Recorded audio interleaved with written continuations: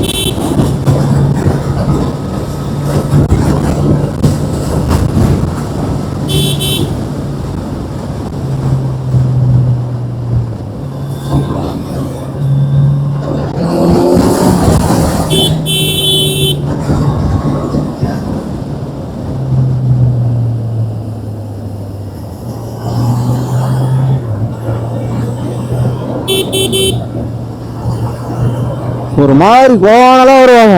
அவங்க கிட்ட போகவே கூடாது. முன்னாடியே சுதாச்சு ஹார்ன் வச்சிடணும், இல்லை முன்னாடியே பிரேக் வச்சிடணும். நம்ம நம்பி ஏறணும்னு வச்சுக்கோங்க, அவங்க தான் நம்மளுக்கு வைப்பாங்க.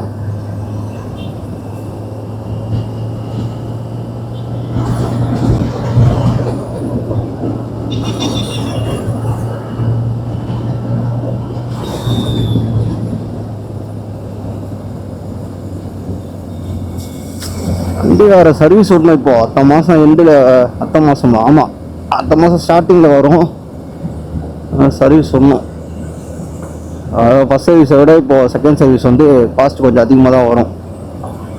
அது இல்லாமல் பிரேக் பேட்ஸு இல்லை வேறு எதனா மாத்திரை மாதிரி வருது அப்படின்னா இன்னும் எக்ஸ்ட்ராவாக போகும். மேஜராக சர்வீஸ் மட்டுமே ஒரு 12,000 கிட்ட வரும். General service, general. ஸோ எதனா மாத்திரை மாதிரி இருந்தால் எதனா போயிடுச்சு அந்த மாதிரி இருந்தால் அதுக்கு வந்து தனியாக பே பண்ணுற மாதிரி வரும். அது எவ்வளோ வரும்னு தெரியல. அதான் எப்படியோ நான் இன்னொரு ட்ரிப்பு எங்கன்னா போயிட்டு வந்துட்டு தான் சர்வீஸ் விட்ற மாதிரி ஐடியாவில் இருக்கேன். ஏன்னா இன்னும் நீ ஓடவே இல்லை. 6000 கிலோமீட்டர் ஓடணும். 2000 தான் ஓடி இருக்கு. 6000மும் ஓடல, 6 மாதமும் ஆகலை. நான் தான் ஒரு 7 மாதம் இல்லை 8 மாதத்தில் விட்டுக்கலாம், இல்லை ஊருக்கு போய்ட்டு வந்து விட்டுக்கலாம் அப்படின்ற ஐடியாவில் இருக்கு. இப்போ போட்டால் வேஸ்ட்டு தான். ஏன்னா நான் சர்வீஸ் விட்டு வந்து 1000 கிலோமீட்டர் தான் ஓடி இருக்கு. 1000 கிலோமீட்டரில் சர்வீஸ் விட்டேன். அதுதான் 6000 கிலோமீட்டர் தான் விடணும். ஆனால் 1000 தான் ஓடி இருக்கு. 6 மாதம் ஆச்சா? 6 மாதம் ஆகலை. 6 மாதம் தான். இந்த மாதம் தான் 6வது மாதம். அவங்களோட கணக்கு வந்து எப்படின்னா, ஒன்று 6000 கிலோமீட்டரில் ஒன்றும், இல்லை 6 மாதத்துக்கு ஒன்ஸ் ஒன்றும். ரெண்டில் எது ஃபஸ்ட்டு வருதோ அதை பண்ணிடணும். ஆனால் எனக்கு அதில் ஐடியா இல்லை. நான் கொஞ்சம் லேட்டாக தான் விடுவேன். ஏன்னா அவ்வளோ ஓடவும் இல்லை. அது விட்டா காஸ்ட்டும் வேஸ்ட்டு தான்.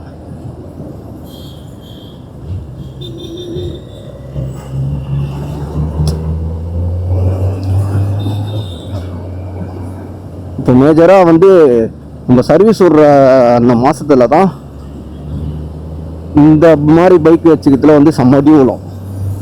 ஏன்னா இப்போ இஎம்ஐயில் எடுத்தாலே இஎம்ஐ எனக்கு தெரிஞ்சு எவ்வளோ தெரியும் வரும், 22 அந்த மாதிரி வரும். 22K வரும். 22,000 வரும். 22,000 23,000 வரும். 23,000 இப்போ சர்வீஸ் விடும்போது சர்வீஸ் வந்து ஒரு 12,000. ஸோ மேஜராக அந்த மாதிரி மாதத்துல தான் அடி விழும். நிறைய பேர் என்ன பண்ணுவாங்க, அதனால வந்து சர்வீஸும் விடாமல் வச்சுப்பாங்க. சர்வீஸும் விட மாட்டாங்க. சாரி.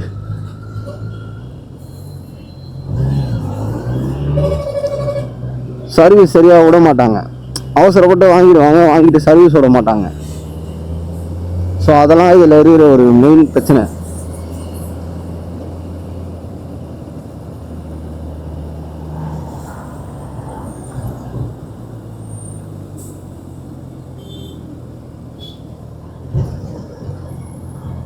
இங்கே எந்த டிராஃபிக்காக தான் இருக்கும். ஸோ ஜென்ரல் சர்வீஸ்னு வரப்போ 10 ஹவருக்குமே ஜென்ரல் சர்வீஸ் ரேட்டு வந்து 12,000 தான். ஸோ அதில் ஸ்பேர் மாற்றுறாங்கன்ற போது தான் அதுலேயும் காஸ்ட் ஏறும். ஸோ அப்படி தான் அவங்க வாங்குறாங்க.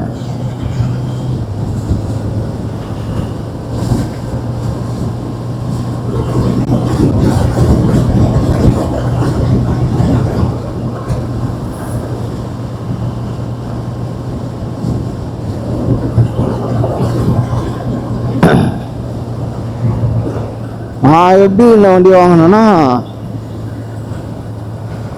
ஃபஸ்ட்டு வந்து நான் இந்த வண்டி அந்த நேரில் பார்த்ததில்லை. நான் வந்து சின்னதாக இருக்கும் அந்த வண்டி, எனக்கு ஏதோ இல்லை அப்படி இப்படின்னு சொன்னேன்னா 10,000 தான் வாங்கலாம் அப்படின்ற ஒரு ஐடியாவில் இருந்தேன். அது நான் ஒரு வீடியோவில் சொல்லியிருப்பேன் ஏன் நான் இது வாங்கினேன்.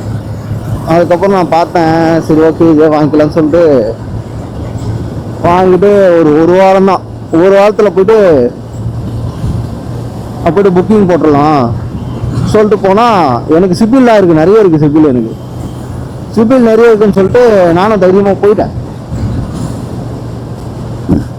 என்ன பண்ணாங்க, சிபில்லாம் செக் பண்ணாங்க, சிபில் இருக்குது உங்களுக்கு தந்துடும் அப்படின்னு சொன்னாங்க. நான் இனிஷியலாக ஒரு 3 கரெக்டாக 3 இல்லை 4 நான் இனிஷியல் பேமெண்ட் கட்டுறேன் அப்படின்ற ஐடியாவில் தான் நான் போனேன். சிபில் இருக்காது நல்லாவே தெரியும். சரி ஓகே அப்படின்னு சொல்லிட்டு போனால் சிபிலும் ஓகே ஆயிடுச்சு, எல்லாம் ஓகே ஆயிடுச்சு. நீங்கள் இனிஷியல் பேமெண்ட் மட்டும் கட்டிக்கிங்க அப்படின்னு சொன்னாங்க. Initial payment எவ்வளோன்னா 50,000. 50,000 வந்து புக்கிங் பேமெண்ட்டு, இனிஷியல் பேமெண்ட் கிடையாது, புக்கிங் பேமெண்ட்டு. அது புக் பண்ண பிறகு தான் புக் பண்ணும் போது தான் சொல்கிறாங்க, நீங்கள் கட்டுவீங்கன்னா கட்டுந்து தான். நான் 1 lakh கட்டலாம் தான் போனேன். அதுக்கப்புறம் சொன்ன பிறகு 15,000 தான் கட்டினேன். நீ கட்டுந்து தான். நீங்கள் வண்டி கேன்சல் பண்ணும்போது உங்களுக்கு வந்து அந்த காசு வராது அப்படின்னு சொன்னாங்க. நான் ஏன் கேன்சல் பண்ண போகிறேன், எனக்கு வண்டி வேணும் தானே புக் பண்ண போகிறேன். அப்படிலாம் இல்லை, கேன்சல்லாம் பண்ண மாட்டேன் அப்படின்னு சொல்லிட்டு நானும் கட்டிட்டேன். கட்டிட்டு எப்படி சிபிலும் ஓகே ஆயிடுச்சு, பேங்க்லேயும் ஓகே தரேன், லோன் தரேன்ற மாதிரி அந்த ஷோரூமில் இருக்க பேங்க்லேயே ஓகே பண்ணிட்டாங்க. பண்ணிட்டு நான் அப்போவே அவங்ககிட்ட சொன்னேன், இல்லை என்கிட்ட ஐடி கிடையாது, என்கிட்ட சேலரி அக்கௌண்ட் கிடையாது, எல்லாமே சொன்னேன். எல்லாம் ஓகே ஓகே ஓகே ஓகே பார்த்துக்கிறேன் சொல்லிட்டு புக்கிங்கும் போட்டாச்சு. அப்புறம் வந்து ரிஜெக்ட் பண்ணிட்டாங்க. சரி நானும் பார்த்தா ரிஜெக்ட் பண்ணிட்டாங்கன்னு இன்னொரு பேங்க்கில் போட்டாங்க. அந்த பேங்க்லேயே ரிஜெக்ட் ஆச்சு. சரி அப்படியே பார்த்தேன். ஆனால் ஃபஸ்ட்டு என்னாச்சுன்னா, நான் புக்கிங் போனது வந்து பிளாக்கு தான் இருந்தது. பிளாக்குனா 4 எடுத்துக்கோங்கன்ற மாதிரி தான் இருந்தாங்க. எனக்கு பிளாக் வேணாம், இந்த கலர் தான் வேணும்னு சொல்லும்போது அவர் என்ன பண்ணார், ஒருத்தர் இருந்தார், அவர் என்ன பண்ணார், இன்னொரு வண்டி இருக்குது, கஸ்டமர் ஏதோ புக் பண்ணிட்டு வேணான்னு சொல்லிட்டாங்க, நீங்கள் 15 நாளில் எடுத்துக்கோங்க, நீ புக் பண்ணிங்கன்னா 15 நாளுக்குள்ளே எடுத்துக்கலாம் அதை அப்படின்னு சொன்னாங்க. சரி, ஏன்னா இந்த புக்கிங் போட்டால் 2 மாதம் ஆகும் வண்டி வரத்துக்கு. 2 மாதம் ஆகலாம், 2 மாதத்துக்கு மேலே ஆகலாம் புக்கிங் பண்ணால் வேறு. சரின்னு சொல்லிட்டு சரி அதான் 15 நாளில் ஒரு வண்டி இருக்குது, அப்போ புக்கிங் பண்ணலாம் தான் நான் டக்குன்னு போயிட்டேன். போனதுக்கப்புறம் தான் அவர் சொல்கிறாரு, புக்கெலாம் பண்ணிட்ட பிறகு சொல்கிறாரு, இல்லை அந்த வண்டி கொடுத்துட்டோம் நாங்கள் அப்படின்னு சொல்கிறாரு. நான் அதான் கேட்டேன், நீங்கள் அந்த வண்டி இதெல்லாம் எப்போ ஆச்சுன்னா பேங்க் ரிஜெக்ட் ஆகும் போது கேட்டேன். நான் அதுக்கு நார்மலாகவே பேசினேன். இருக்குன்னு சொல்லி தானே கூப்பிட்டீங்க, இல்லைன்னு இப்போ எதுக்கு சொல்கிறீங்க, இது நான் பொறுமையாக வந்துருப்பேன்ட்டு நான் அதுக்கப்புறம் நான் போய் சொன்னேன். ஒன்று நீங்கள் முன்னாடியே சொல்லியிருக்கணும், இல்லை பேங்க் வேலைலாம் முடிச்சுட்டும் புக்கிங் அமௌண்ட் வாங்கிக்கணும். ரெண்டுமே இல்லை, புக்கிங் அமௌண்ட் வேறு பேங்க் வேறுன்ற மாதிரி ஆயிடுச்சு. சரி அதுக்கப்புறம் நான் பார்த்தேன், எனக்கு சும்மா இந்த மாதிரி ரிஜெக்ட் ஆகுது அப்படின்றது வந்து நம்மள எப்படி ஆக்கணும், ஒரு மாதிரி லோ ஆக்கி விட்டுருவோம். அதுக்கப்புறம் நான் என்ன பண்ணேன், சரி அதெல்லாம் ஒன்றும் வேணாம், நான் இன்னொன்று கேட்டேன், இப்போ நெட் கேஷ் இருந்தால் எப்போ தருவீங்க வண்டி அப்படின்னா, அப்போவும் 2 மாதம் தான் ஆகும், நீங்கள் வண்டி அங்கேருந்து வரணும், இது இல்லை வண்டி அப்படின்னாங்க. சரி ஓகே, சரி பேங்க்கெல்லாம் விட்டுருங்க, நானே நெட் கேஷில் தரேன்னு சொல்லிட்டு நான் பர்சனலாக SCFCயில் வந்து எனக்கு இருந்தது, லோனு இருந்தது, நான் அதில் போட்டு அதுலேருந்து டேரெக்டாக இப்போ நான் வண்டி எடுத்தது பார்த்தீங்கன்னா நெட் கேஷ் தான். ஷோரூமை பொறுத்தவரைக்கும் நெட் கேஷில் எடுத்தேன் வண்டியை. ஸோ நான் பேங்க்கு வந்து டேரெக்டாக டீல் பண்ணிக்கிறேன் பேங்க்கில். ஏன்னா இதை வந்து ரொம்ப நாள் இழுத்துன்னு போக முடியாது. அந்த பேங்க் வந்து வரானுங்க ரிஜெக்ட் ஆகுது, இது வந்து சிபில் பயங்கரமாக அடி வாங்கும். இந்த மாதிரியே லாகின் பண்ணி நீங்கள் இது பண்ணியிருந்தா சிபில் பயங்கரமாக அடி வாங்கும். என்ன பண்ண எனக்கு அதுவும் பிடிக்கல, டைம் வந்து ரொம்ப பெரிய மாதிரி இருந்தது. அதனால என்ன பண்ண, பேங்க்லாம் வேணாம் விட்டுருங்க, நானே பார்த்துக்கிறேன், வெளியே நான் வாங்கி தரேன் அப்படின்னு சொல்லிட்டு அப்புறம் நான் பேங்க்கில் இது பண்ணி அன்றைக்கே வந்துச்சு காசு, அன்றைக்கே முடிஞ்சிச்சு. பேங்க்கில் பேசினோன்னே முடிஞ்சு அங்கேருந்து வாங்கி அப்படியே 2 நாள் கழிச்சு 3 நாள் கழிச்சு கொடுத்தேன். வண்டியை வந்துச்சு. அதுக்கப்புறம் வண்டி வரதுக்கு முன்னாடி தான் பேமெண்ட் பண்ணேன். வண்டி வந்துச்சு, வண்டி வந்தோடனே பேமெண்ட் பண்ணிட்டு தான் வண்டி வாங்கினேன். இதில் என்னன்னா நிறைய பேருக்கு தெரியாது. இப்போ புக் பண்ணிட்ட பிறகு இப்போ வெளி பேங்க்கை தரமாட்டாங்க. இப்போ நீங்கள் புக் பண்ணுறீங்கன்னு வச்சுங்களேன், புக் பண்ணிங்கன்னா இப்போ வந்து சிபில் இருந்தால் ஓகேன்னு சொல்கிறாங்க. ஆனால் சிபில் இல்லை, சேலரி அக்கௌண்ட் இருக்கணும், இல்லை ஐடி இது இருக்கணும். நான் ஐடியே போட்டிருந்தாலுமே 2 வருஷம் ஆகும் ஐடி ரிட்டர்ன்ஸ் காட்டுறதுக்கு. ஸோ எதுவுமே நான் புக் பண்ணால் 50,000 அவ்வளோதான், ரிட்டர்ன்லாம் தர மாட்டாங்க. கேன்சல் ஆகிடுச்சுன்னா. இப்போ வண்டி வந்தாலுமே ஹோல்ட் பண்ணுவாங்களா என்னன்னு எனக்கு தெரில, ஏதோ செட்டு கிடையாது அப்படின்றப்போ அது கேன்சல் பண்ணுறப்போ 50,000 போயிடும். இதுக்கப்புறம் வண்டி யாருன்னா வாங்க தந்தா இதை மட்டும் ஃபஸ்ட்டு நல்லா கேட்டு கேட்டு தெரிஞ்சுட்டு வாங்குறது தான் நல்லது. இப்போ எனக்கு வந்து வெளியூர் பேங்க்ல வந்து எனக்கு சோர்ஸ் இருந்ததால நான் டப்புன்னு வாங்கிட்டேன். இப்போ எனக்கு அந்த வெளி பேங்க்லையும் இல்லைன்னு வச்சுக்கோங்களேன், நான் வந்து இது லேட் ஆகிருக்கும், லேக் ஆகிருக்கும், இல்லை வந்து அந்த 50,000 விட்டுருப்பேன், அவ்வளோதான் அப்படின்னு.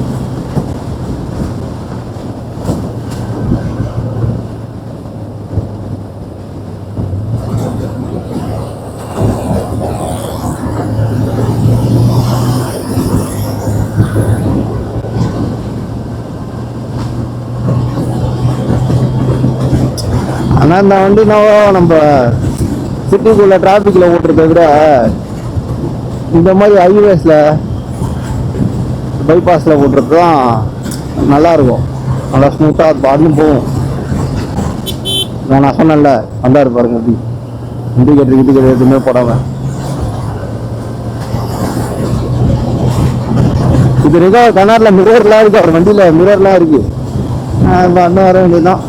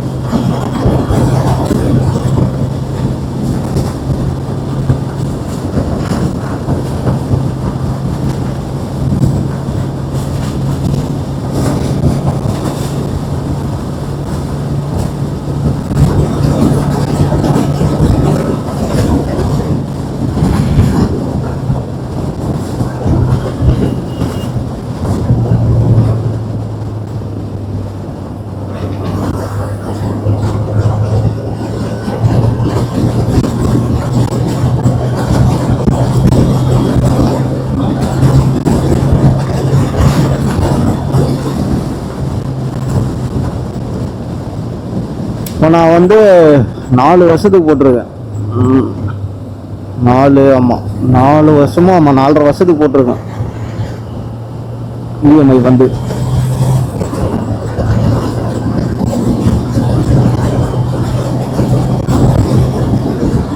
இதில் வேற வண்டி உங்கள் கையில் வரும்போது 11.14 12 அதுக்கிட்ட வந்துடும். எனக்கு தெரிஞ்சு இப்போ 25 ரேட்டு ஏறிடும் நினைக்கிறேன். 25 ரேட்டு ஏறிடும் நினைக்கிறேன். 12 கிட்ட வந்துடும். அதை தவிர்த்து நீங்கள் இந்த ஸ்க்ராட்ச் கார்டு, அதுக்கப்புறம் ரேடியேட்டர் கார்டு, ஃப்ரேம் ஸ்லைடரு, அதுக்கப்புறம் இந்த பிபிஎஃப் அதெல்லாம் போடுறதுக்கு, அப்புறம் இன்ஜின் கார்டு ஒன்று வரும், அதெல்லாம் போடுறதுக்கு அது ஒரு 60,000 கிட்ட 70,000 கிட்ட ஆயிடும்.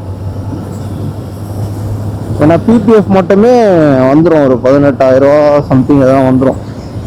அதே மாதிரி டேங்க் கார்டு போட்டு ஆகணும். டேங்க் கார்டு வந்து நீங்கள் டப்புனு கீழே வந்தீங்கன்னா இது இன்ஜின் பெருசுனால ஃபஸ்ட்டு அதுதான் அடிப்படும். ஸோ அது அடிப்பட்டால் இன்ஜின் வஞ்சிரும், இந்த அலுமினியம்னால வஞ்சிரும். ஸோ அதெல்லாம் போட்டுட்டு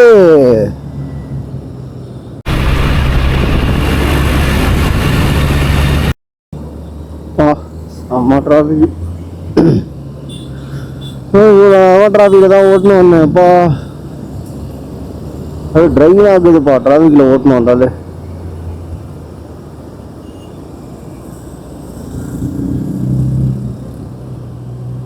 நம்ம நார்மலாக ஓட்டும் போது கூட இல்லை, அவ்வளோ பெட்ரோல்லாம் இழுக்க மாட்டுது. அந்த டிராஃபிக்கில் ஸ்டக் ஆகிட்டு மூவ் ஆகினே இருக்கும் போது தான் இருந்து தள்ளிடுது பெட்ரோலு.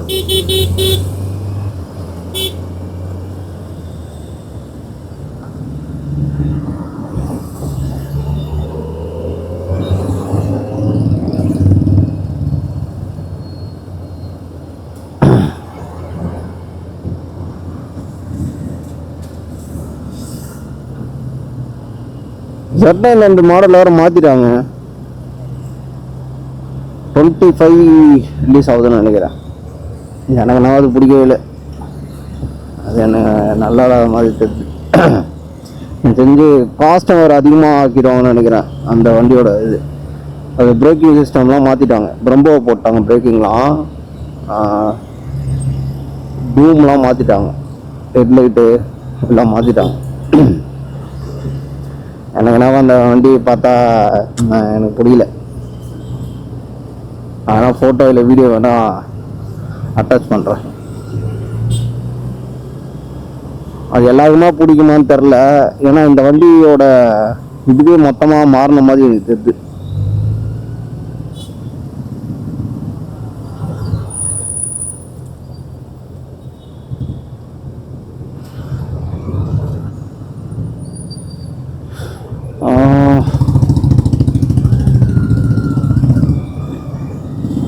தெரிஞ்சு வீட்டுக்கு போகிறதுக்கு டிராஃபிக்லேயே தான் போகணும்னு நினைக்கிறேன்.